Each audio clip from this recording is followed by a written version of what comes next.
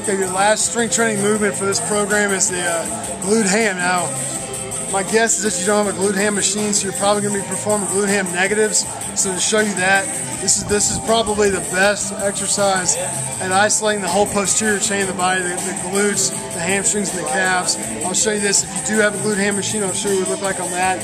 So what you want to do is you're going to anchor your feet against something. So you're just pressing hard against that. The glutes are on to keep the hips extended. The hamstrings are on to control the extension of the knee. And the calves are working with the hamstrings to handle the knee. The hamstrings are working with the glutes to handle the hip. I'm going to cross my arms here. This is just here for a landing. I'm going to decelerate down as slow as I can. Come back up. Decelerate down. Glutes are on, hamstrings on, calves on. And you can get a lot of value out of just training the negative. And you may even want to start there even if you do have a machine. But to use the machine, it's just the reverse motion. So I'd step in, I'd hook my feet here. This is not intended to be a low back extension like so many people use with it. You simply would start at neutral. Notice, watch my knees here as I extend back out. I curl, and I'm getting that flexion through the knee. So it's just the opposite. And obviously the advantage of this one is you could load that, but if you don't have that, there's still a lot of value to be gained from the negative there as you train that going down. Now that's one where you probably want to treat that like you're not a set of 4 if you're not using any weight with it. You may want to just hold it sets of 6, sets of 8 maybe even to get the value out of that for the rep count. Because loading that's kind of a challenge unless you can put a vest on them or something load on them because they got to use their hands to catch themselves.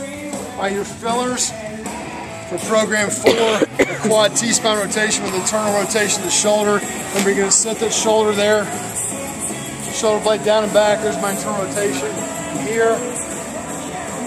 And there I am combining with thoracic rotation. And of course, I perform 5 of those on both sides. The slide board or stability ball body saw will look like this. You got 2 options here. If you want to use stability balls, it would look like this.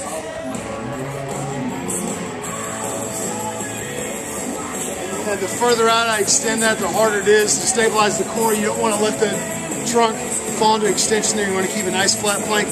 If you're using a slide board instead, it would look like this. Again, working to prevent extension in that low back area so you stabilize the spine. The next 2, a waiter carry.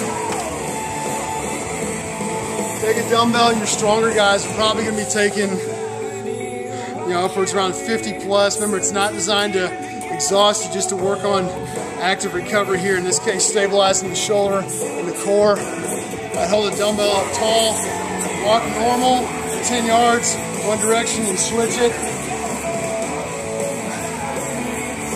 The key there is walking normal, stabilizing through here and here, coordinating opposite shoulder and hip, 10 yards each way for your filler. And your final filler is a squat to stand, which you've done before. Your feet out wide, hips back here. Value there of ankle, hip, and thoracic mobility for your last finisher for program number 4.